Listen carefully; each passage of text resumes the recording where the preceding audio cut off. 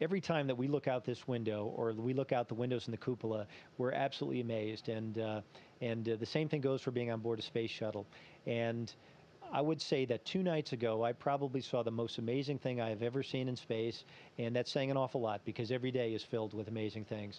And that was, we were flying over Tasmania. We had actually just seen the storms in the South Pacific over the Philippines, and it was nighttime, thunderstorms lighting up the entire sky. And then, just before the sun came up, the Earth's limb was, lit up as a sliver of blue and purple. And then there was this long green arc that extended probably 10 degrees or so from the horizon. Actually, from the perspective of the cupola, in which case we're upside down, up, in my field of view, upwards. In fact, it disappeared behind the gem. At least 10 degrees, I think, 20 Earth or 20 moon diameters, if you think about it in those terms.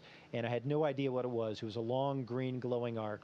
And turns out it ended up being a comet that somebody in Tasmania had seen about the same time, Comet Lovejoy, that had passed about 140,000 kilometers from the surface of the sun.